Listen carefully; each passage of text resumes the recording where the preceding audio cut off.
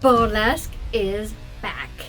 This time as a musical. This June, Christina Aguilera is launching her new live Burlesque the Movie, the Musical, which is bringing burlesque back into the limelight.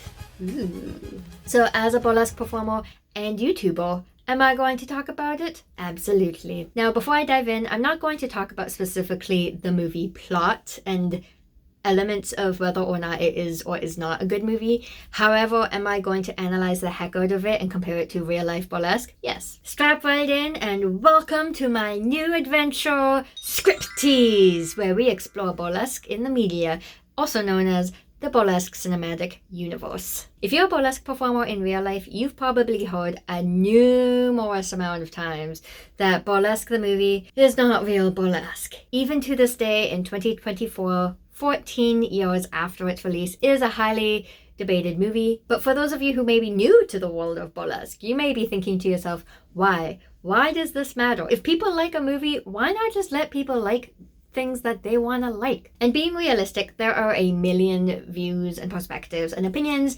from burlesque performers and just people in general. We are not a monolith. Did I myself like this movie when it came out?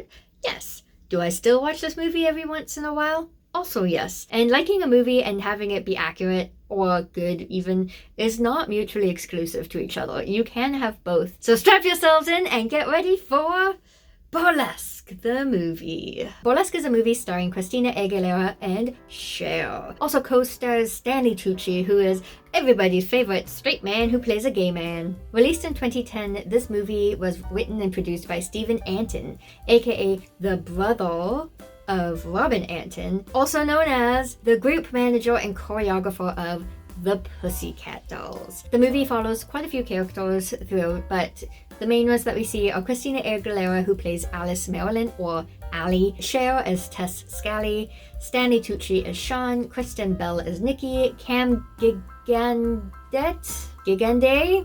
Cameron as Jack, and Eric Dane as Marcus. This movie is about a small town gal, Alice Marilyn, or Allie, and her journey to becoming a burlesque star. She goes on to LA to become a singer!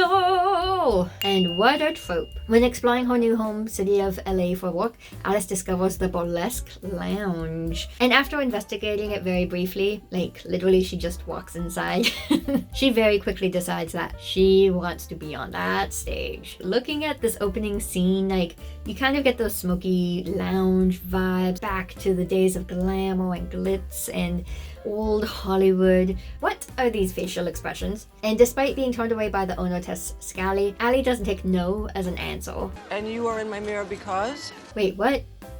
Who let Allie backstage? Who does a girl have to flirt with to get from here to up there? Through that door over there. Anyone who lets people backstage who are not part of that production should be fired. Even if you are a burlesque performer who's not in that show, don't go backstage. Backstage has people who are in various levels of undress as they're changing into costumes. Maybe they're coming off stage after stripping. It is a safety hazard to have people backstage. After forcing her way into being a server, Alice eventually forces her way even further into auditions and onto the stage. Burlesque really does have different looks and feels and vibes and styles. If you're gonna do burlesque, do what resonates for you. The world is your juicy, juicy oyster. But with that being said, what is this? I don't understand how this is Allie's way of being a bombshell.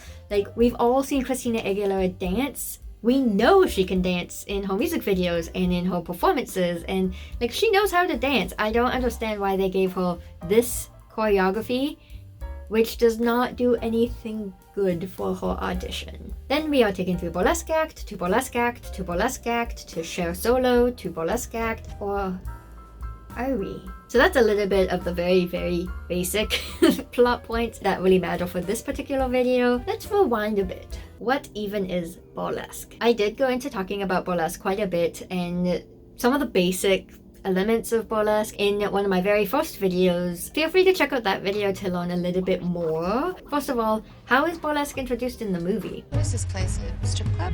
Strip club? Honey, I should wash your mouth out with Jägermeister. You get classism, you get whorephobia. Burlesque came from stripping and exotic dance. And we still take our clothes off today. So how can we say we're classier than stripping or working at clubs or doing pole dance or any other industry that uses your body. We might have different styles and different atmospheres, but even then there is a lot of blending that goes on. We do exist side by side in very similar industries, so we can't put these strict boundaries and rules and say one is better than the other, and one art form is empowering and one art form is exploitive, when both can equally have elements of both. And burlesque is a lot of things. Honestly, it's too many to summarize in one video, even of this length. With burlesque constantly expanding into new realms of what is and isn't considered proper burlesque, it can be really challenging at times to really know exactly what is burlesque. And with that, teachers are even constantly adding and developing new categories based on their own observations over time.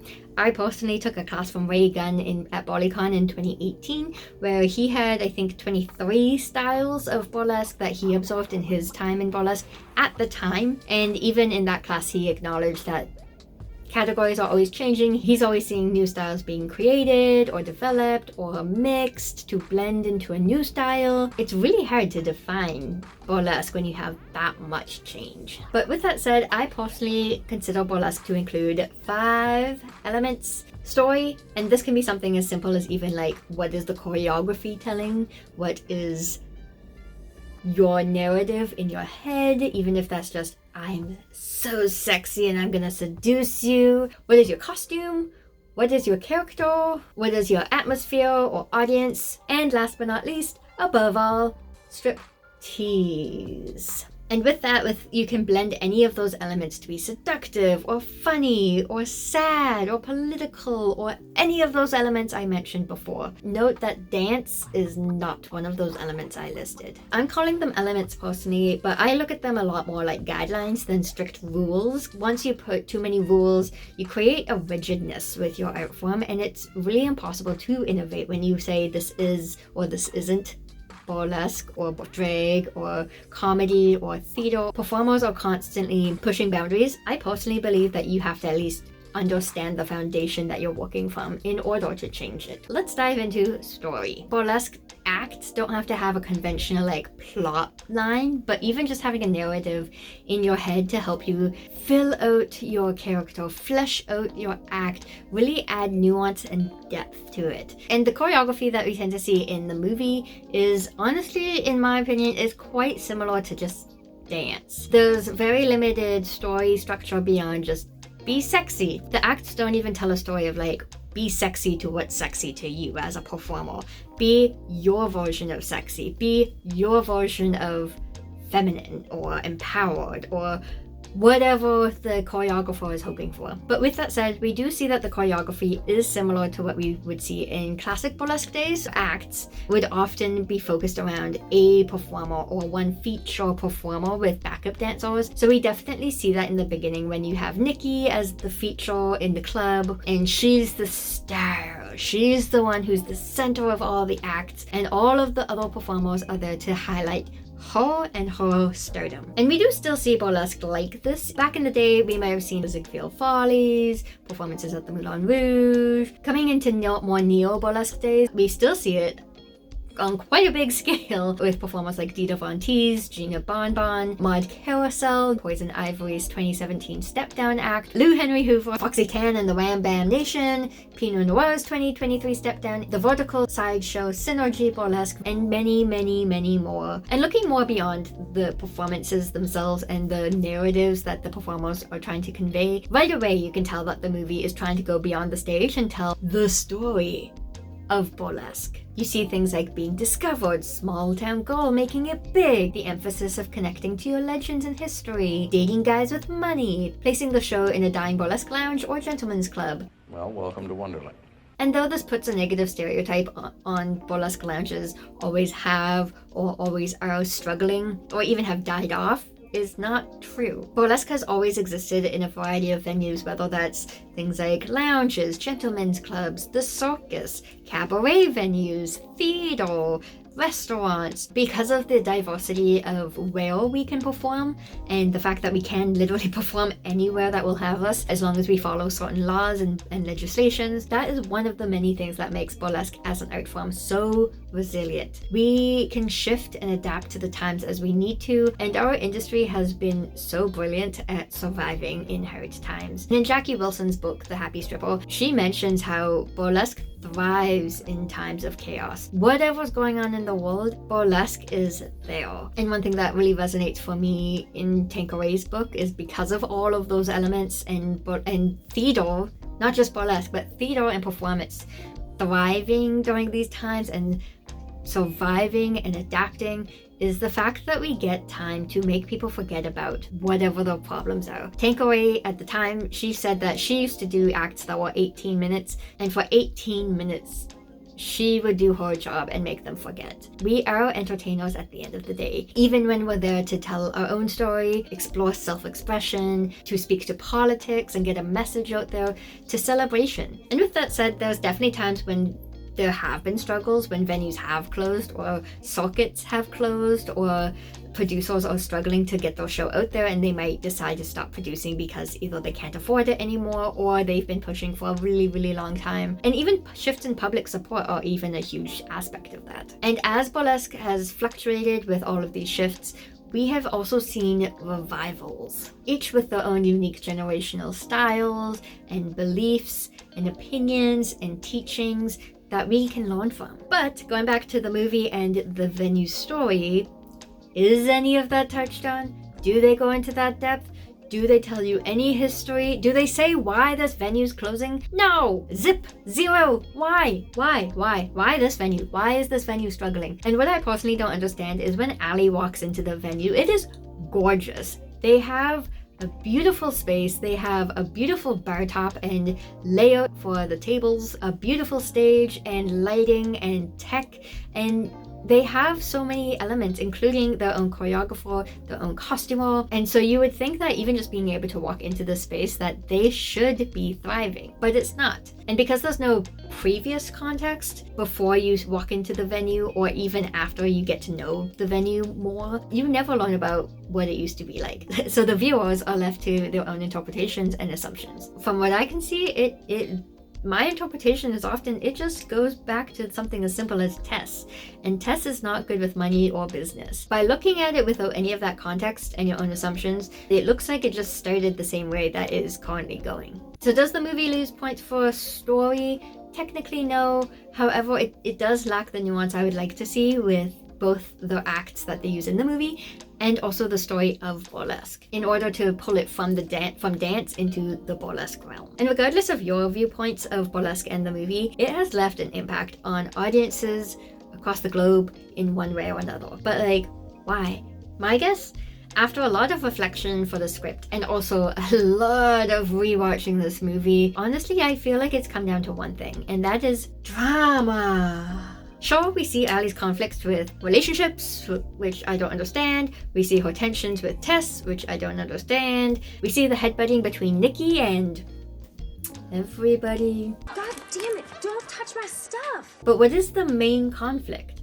Air rates. I mean the venue. The main conflict is whether or not the Burlesque Lounge will remain open during financial struggle. Throughout the movie, we are reminded again and again and again that Tess is about to lose this venue. Have you read this letter from the bank? All your financial obligations. Remember, you got that balloon payment. It's something about the 2 mortgages. It's either you or the auction house. Do you know what happens when you default on a loan? You have been saying that the sky is falling forever. So how'd it go at the bank? This good.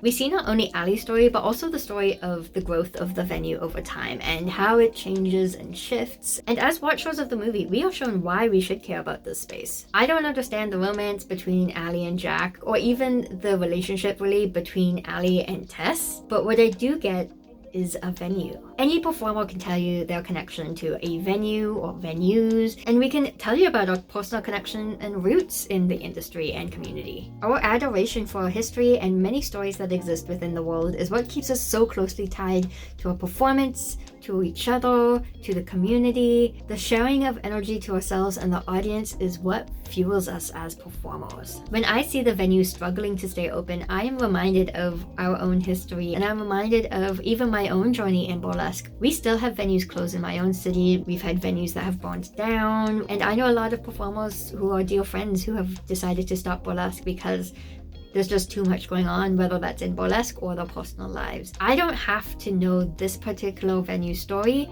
to just recognize that connection between its performers and itself. And again, does the movie show any of that context or those layers? No. As a standard viewer who does not either perform or watch burlesque shows at all, you're missing so much context. But as a burlesque performer watching it, I don't need to see that context to know it. I do want the venue to remain open and thriving. And specifically because the movie puts the main conflict as the venue opening or closing, it gives burlesque an approachable platform for audiences to admire. And it also has a very much more subtle way of discussing sexuality, which helps. Other movies that feature burlesque often highlight the drama overwhelmingly. It focuses on things like abuse or addiction, overconfidence, and egos that really turn you off of the performers, and other areas that really reinforce the negative stereotype of burlesque and just striptease in general. You don't see nearly as much of the glamour and the sparkly elements like you do in the movie Burlesque. And because burlesque is highlighted in the way that it is in the movie, audiences are more drawn in.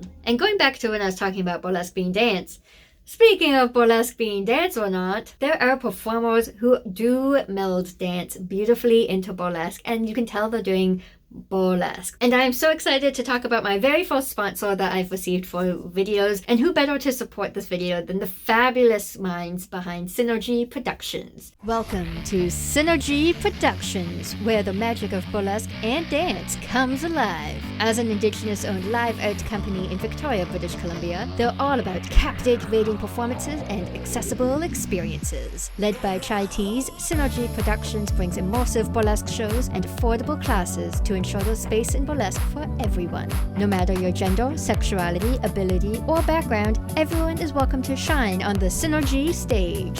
They believe in low-cost accessibility, offering payment plans for the students, and sponsorships for performers of color. Jump into the deep end where sinners and heathens come out to play with Synergy Productions. If you're on Lekwungen territory, check out their next show, Musical Mayhem, Sunday, May 19th, 2024, at the Victoria Event Center for an evening of cheesy classics, extravagant performances, and raw musical goodness. Or register to dance with them with their Harbingers of Lust dance troupe, with group routines performing at every Synergy production.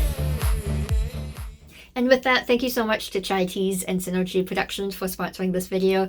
Go check them out on their Instagram, on their Facebook, on all of their social media. Links will be down below. If you live in Victoria, British Columbia, and want to dive into the burlesque world in a nice, approachable way, go check them out. They are fabulous. With that, back to the movie. The second element of burlesque I mentioned was costumes. And looking at costumes, yes, there are plenty. You see glitz, you see glamour, but a lot of the costumes that we see in the movie, especially in the beginning part, are often watered down costumes or corsets that you can find online. And with most burlesque costumes, there's a really big emphasis on making it look like it's not off the rack, whether that is adding things like feathers or rhinestones, or if it's a bra, cutting off the straps and then adding new straps. So it looks a little bit different and like a fantasy that the audience can walk into a room and say, that's not something I could just buy from the store. And costume modifications don't have to be extreme. We do not all have to be professional PhD seamstresses. There are some that are very simple,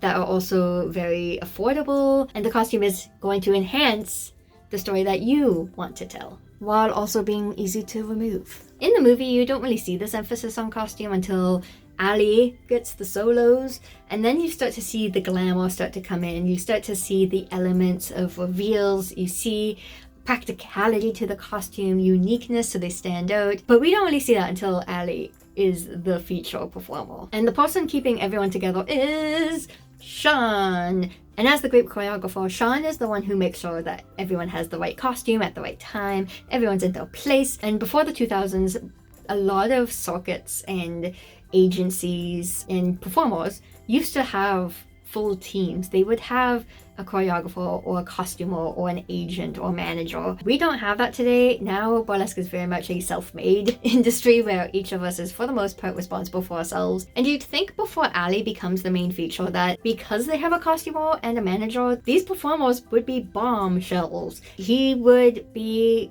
making sure that nobody goes on stage without standing out. But you don't, and I don't understand it, because when you see him talking, you can tell he's tired and burnt out, but you can also see that Sean is passionate and excited and believes in costumes to tell a story. You can especially see this after Ali becomes the feature performer, when he's experimenting with wigs, put her in a ball gown, or to put her in a cute little fun, playful, pearl-made dress. Sean is not just some random guy pulling random clothes off the rack. And I love that when you can see somebody who's passionate about burlesque and something to do with burlesque, whether that's costuming, telling a story, or characters, or facial expressions. That is what I love to see in burlesque. Historically, there have been so many burlesque legends who have made their own costumes that were incredibly glamorous, and even legends who relied less on their costuming, like Sally Rand and Faith Bacon. They were still intentional, and they were using props to help them tell their stories, even if their costume seemed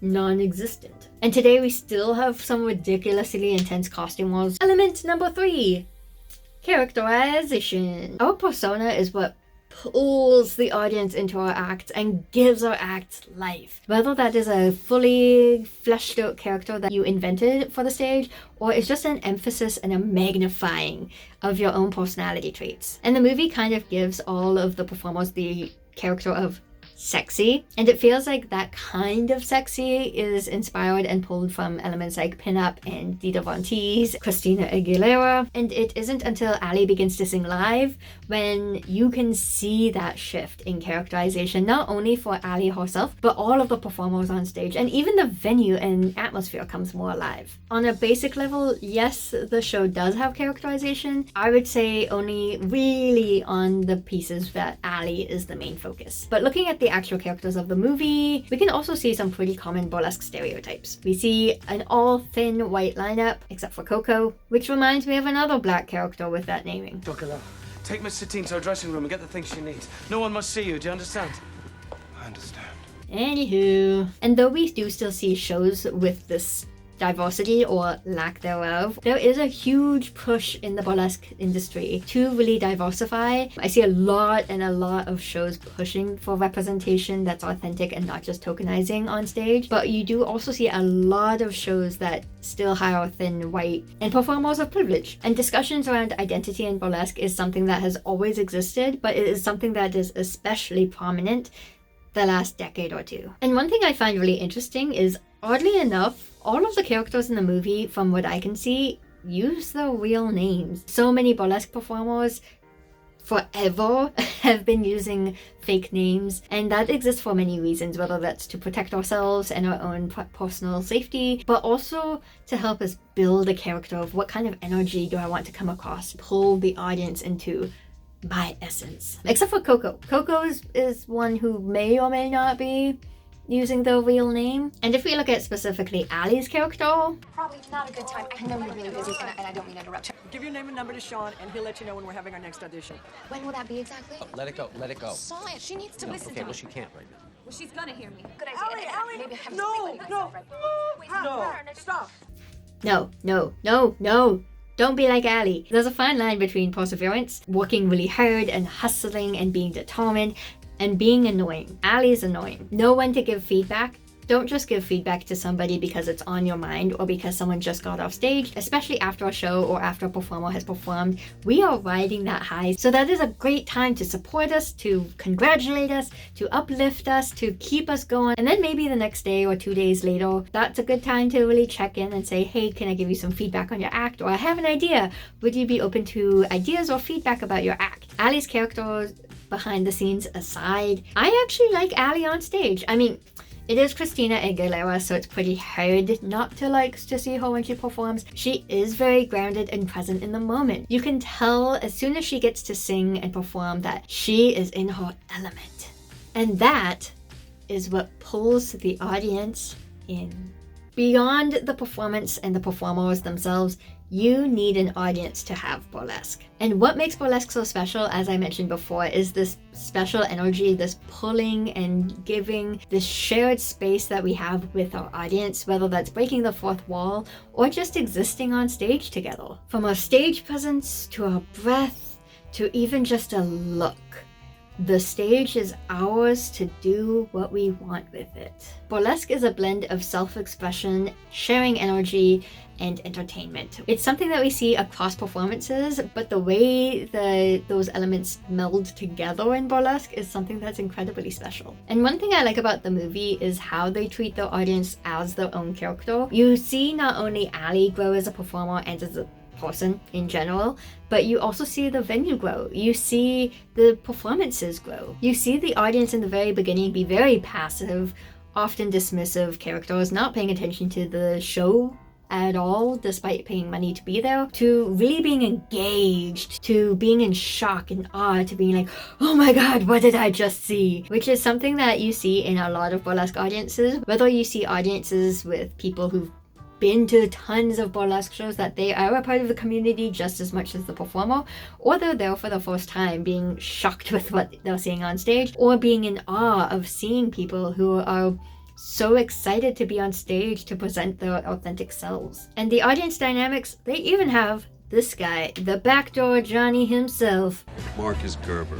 Historically, when burlesque still depended on agents and club owners and circuits, performers were inundated, especially headliners and features, with their mega fans, the stage door Johnnies, the backdoor Johnny. These infamous individuals would often wait in the club or specifically at the back door of the venue to meet the performer or their muse that they would often promise them of a better life. I will make you a star. Despite the fact that some of these people did actually have money so that could back those claims, or some of them were even actually movie producers or celebrities or musicians, a lot of them were people who had no money. And at times they could have been comedians or part of the live band that the performers would perform with. And though we don't see Marcus skulking around the back door of the venue, we do see him hanging around late after the show in order to meet Ali. And throughout the very brief relationship between Ali and Marcus, we do see him treat her very much like his arm candy. She is the new hot thing that is his,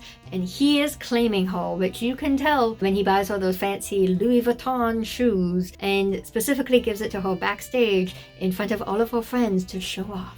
Oh my god, how romantic. And prior to Ali, Marcus was in a relationship with Nikki. No one would ever know. Know what? That you're a dude. So does this movie have an audience? Yes. Are the acts built around said audience? Also yes, depending on the act. Do the performers interact with the audience? Again, it depends, but not all burlesque acts have to fully interact with the audience or fully break the fourth wall. And I think the movie does do a good job of either breaking the fourth wall or not on a need-to-do basis. So by those definitions, I consider the audience element sufficient. Moving on to the next and, in my opinion, biggest element. Okay, here we go. Striptease. So first of all, not all burlesque has to have nudity, especially since it did not originally originate with striptease involved. And if you want to learn more about the roots of burlesque and decolonizing burlesque history, check out BASN because they have some incredible free resources right now often, and also paid resources that you can support them with that talk all about decolonizing burlesque history, and they are a historian that nobody can touch. However, with that said, burlesque as an art form as it exists today, striptease is an integral element, even if you're not including it. Burlesque is about how going down as far as you're comfortable, whether that's going down to a bra or pasties, sometimes farther, depending on your state or province's laws. And for full transparency, when I was writing the script, I was novice to talk about this part. How can you define an art form that really exists with all of these nuances, all of these layers, as I mentioned, and all of these diverse ways of telling a story with our body? Yeah, let's see if I can do it. We wouldn't have certain props that are integral to burlesque if it wasn't for the lack of nudity or the lack of freedom to express that nudity. Balloon pop acts exist because performers at the time of the creation were not allowed to remove clothing. Reverse strip acts exist because performers thought, what would happen if I started naked? And how can we talk about our history in burlesque without acknowledging those roots of comedy or go-go dancing or chorus lines or pin-up? We can't. Even with blue laws in states and provinces, when any level of nudity is permitted or not, are performers living in those areas doing their best to make it work? Are they certainly not doing burlesque? Whether due to legislation or personal choice, the use of implied nudity is rooted in our art form. And we can't have burlesque without the reveals, whether that's showcasing your skin or showcasing a costume underneath. We have so many moments through history, whether that's burlesque performers using it themselves, or even drag performers or TV shows or Miss Universe. Even if an act itself is not fully burlesque, the reveal and that moment during the piece is a burlesque moment. And with that in mind, does the movie have burlesque acts in it? No, maybe? No, depends. No. Yes! This one particular act is the one that most burlesque performers credit the movie for including as a real burlesque act. This Good Girl act in particular is the main act that stands out for me in regards to Ali's acts. And not only is it unique in its look and material, but the designer clearly took into consideration the practicality of the costume with how it can be removed flawlessly and fun. The act itself takes inspiration from vintage looks like the ones of burlesque legends Sally Rand and Faith Bacon and the 1930s beaded lashes technique. Beyond the look and reveals, the piece of costuming and characterization in the act gives the energy and the cheekiness that burlesque is known for. Ali doesn't just reveal and have her clothing come off, but she actually reacts in the moment. She's playful with the audience and she is grounded in her performance. I do think there are more acts that you could consider burlesque depending on your perspective, and even the songs like the dentist song. I know a lot of burlesque performers who either have acts to that or even who just sing to that song in burlesque costume without even revealing any costume under bits. So with all that said, all of that context, all of those elements of burlesque, my opinion. So I mentioned how history is really important, and as I mentioned in the beginning of this video, why is it so controversial? I already went into the appreciated bits of it being more approachable burlesque, so why does it even matter whether it's accurate or not? We are going to go back to the fact that this movie was inspired by the Pussycat Dolls. Meow. Because of that inspiration of the Pussycat Dolls, the movie and real-world burlesque are always going to be intertwined in really interesting and sometimes conflicting ways. Surprisingly, a lot of similarities between the group and the movie. Brought together and choreographed by group manager Robin Anton, the Pussycat Dolls got their start in burlesque in 1995. Which was also when the burlesque world was going through another revival, this time through the neo-burlesque movement, which was a huge launching pad and influence into what we see burlesque being today. Known for blending classic burlesque such as glamorous feather boas, moves like the bump and grind, with modern day innovation, the Pussycat Dolls truly elevated burlesque into new realms. No stripping, all professional dancers. Real sexy, but very classy. I'm sorry, what? We really don't strip and down to nothing. Even though the girls are in their underwear, they're so classy. It's something that this town has needed, was class. We're not showgirls, you know what I mean? We're not up there to flash, TNA, so to speak, at all. No one does this except for this guy. There was no nudity involved. I think people get it misconstrued with the burlesque word. What did you say? They didn't what? That explains a lot. Okay, let's go back to the beginning. Between 1995 to 2001, the Pussycat Dolls were known as House Name at the Viper Room after auditioning for Johnny Depp, who was one of the club's co-owners at the time. Yes, that Johnny Depp. During their time at the Viper Room, they gained interest from many Hollywood celebrities who would perform alongside them, including names like Carmen Electra, Gwen Stefani, Pamela Anderson, Pink, Britney Spears, and Christina Aguilera. The new Pussycat Dolls were re-envisioned in 2003 into a musical brand when they got their first record deal with Interscope Records. Once they became a brand and left the burlesque stage, their group was actually built around one particular performer, Nicole Scherzinger, who I learned was actually the only performer who sang of the Pussycat Dolls. Does that sound familiar? I'm gonna be able to show around her. They don't come to hear us sing? They'll come to hear her sing. Also, I did not realize that the group was attempting to make a big return in 2020, which was an unsuccessful attempt because of the pandemic, as a lot of things had happened to have happened. With all that, you can learn more about the Pussycat Dolls history with some of the links below. I'll have all of my source research and information that I'm pulling from in the description. And again, for me, I'm really struggling because when I was doing this research and I was looking at the Pussycat Dolls and looking at their interviews and watching some of their videos, they really emphasized the fact that they did not do stripping. Why? Immediately before I was doing all my reflecting I was talking about before, I really did not want to give them credit, and I was like, they did not do burlesque. That's not burlesque. Because you call it burlesque does not mean it's burlesque. And so that takes me into the next piece of the impact.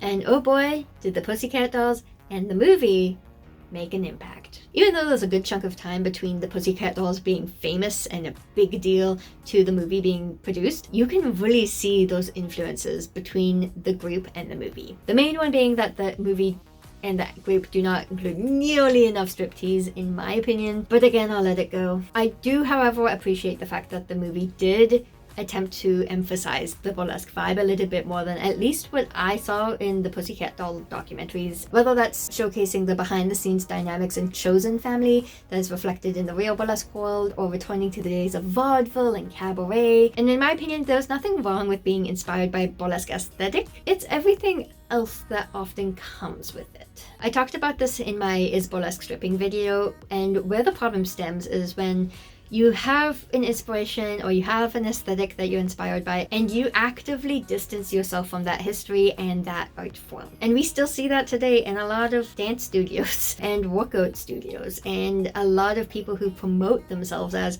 burlesque dance without giving you the connections to be part of the community or giving you the tools so you can do your own solos without that instructor, so that you can understand what real burlesque is beyond their dance. And there are a lot of celebrities who did get their start in burlesque or still perform within the burlesque community today, including Violet Chachki, Ben de la Creme, Jinx Monsoon, actors like Mae West, and even Lady Gaga. If you take your clothes off, it's amazing what will happen. But the difference between the Pussycat Dolls and a Lady Gaga interview is Lady Gaga has been very open and honest and transparent about her burlesque roots and has never been shied away from it or been ashamed of it. And she made it, so you knew what that meant. And I'm not saying anything that's inspired by like rhinestones or corsets or pinup or 50s glamour, Hollywood glamour is automatically burlesque inspired, because I'd be incredibly naive if that was the case. And for me personally, I think that's something that's really awesome, is the fact when we're talking about empowerment and body positivity or neutrality, you can be a sex icon or a body positive symbol without burlesque. Sexuality and empowerment exist on so many levels beyond burlesque, and that I think is what is so incredible. Because of these diverse avenues to explore sexuality, a person can define their own sexual expression in the ways that resonate for them. Even then, a person does not have to be specifically a burlesque performer to be embraced by the burlesque community. Performers like Marilyn Monroe, Queen Latifah, Jessica Rabbit, Carmen Miranda, Pearl Bailey, Dolly Parton, Hilda, even Blanche Devereaux from the Golden Girls. These are individuals who have been adored and inspired many burlesque performers that we see in the world today and over time. And with that in mind and some reflection while writing the script, I think that's one of the biggest questions that comes to my mind is, why burlesque? What exactly is it that calls people who don't do burlesque to call themselves burlesque performers and not dance performers or anything else that aligns a little bit more with how they choose to express their sexuality and empowerment? And when we actively distance ourselves from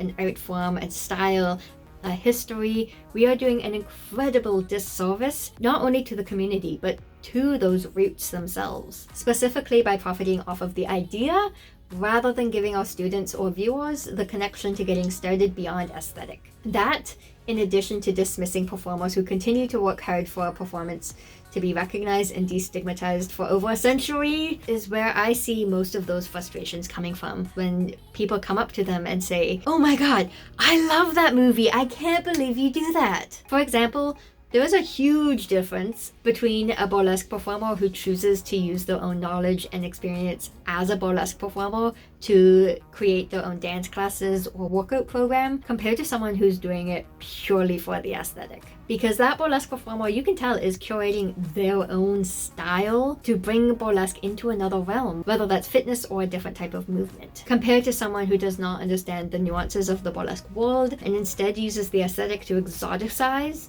and profit from, just to add intrigue to their own brand. When we consider the impact of the movie, I can't necessarily speak to the burlesque world at the time the movie came out, because that was before my time, but still today we still see a lot of media, whether that's music videos, movies, TV shows, using burlesque aesthetic to help sell their product. And some of those are even including real burlesque performers. And I love seeing more and more burlesque in the media, but also I tend to look at it with a very specific perspective of sometimes there's the cautious optimism.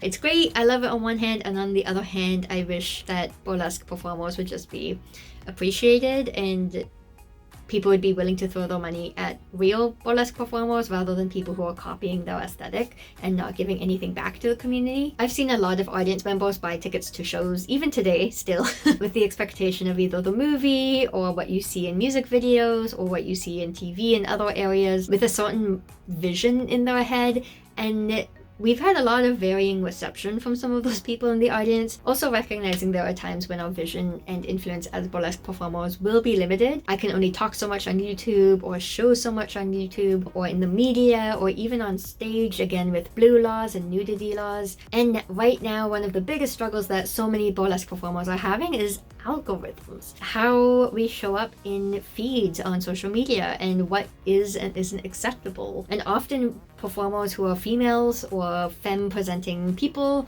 struggle a lot more than our male presenting counterparts who also do burlesque. This challenge of getting our own art form recognized compared to celebrities or producers or instructors is what can create this divisiveness of what is considered classy and not classy. In a world that is dominated by the privileged, that can leak into our own burlesque industries. And not just burlesque, but any performance industry. Audience perception aside, as burlesque performers, from the very beginning when you come into the scene as a new performer, it is very prominent for the most part that the burlesque industry is encouraging you to find you, to take the time to experiment, to be new, to explore your own style and energy to showcase in order to find the essence of you. Personally, I don't want to watch 100 people attempting to be Christina Aguilera, because nobody's gonna be Christina Aguilera but Christina Aguilera. What makes you thrive and breathe and have a passion for the stage? And you might find when you debut, you want to go one route and have one aesthetic or style, and you might find something completely the opposite is actually where you enjoy yourself and where you resonate with your performance. And that fluidity and exploration, to me, is what makes burlesque and art in general so incredible. And on that note, if you've made it to this far, woo! I won't pretend like the movie hasn't made its mark on the world or even the burlesque world. Because of this movie, we have seen a whole generation of burlesque performers join the burlesque scene, even up until 14 years later today in 2024. We may even see a repeat of this new wave of performers with the launch of this new musical coming out in June. Burlesque has been here and thriving long before the movie and also after the musical launches. I'm so excited to continue to see where burlesque continues to grow and shift and what the next wave and revival is going to be. That's not going to be without tensions and rough points and bumps along the road, because we're all human. That's just life. And as I make more videos for this brand new ScripTEASE series, I will be sharing a lot of my own perspectives, experiences, even my own being conflicting with themselves, because that's just how my brain works. I am so excited to explore more burlesque. in a little bit of a different realm, this time through the Burlesque cinematic universe. But these videos do take a lot longer for me to actually do research for and script writing, and I have to put a lot more effort in, so they will be happening a lot less frequently between my regular videos, but I'm very, very excited to dive right in. And if you want to see more videos, anything related to burlesque, make sure to like and subscribe so that you stay up to date to all my videos as they come out. I do have quite a few videos already that you can check out, but more will be coming out in the near future, which I'm super excited about. Otherwise, I'm very curious. What did you think of the Burlesque movie? Do you consider it real burlesque? Maybe not. And does it deserve the recognition that it received? Or maybe it's a thorn in your side. Or both. That's kind of me. I'm both. Regardless, I want to hear what you have to say and any perspectives or opinions. What movies and TV do you want to hear about that have burlesque movie influence in? Put it all down below in the comments, and I'm super excited to read what you have to say. With that, I will see you next time.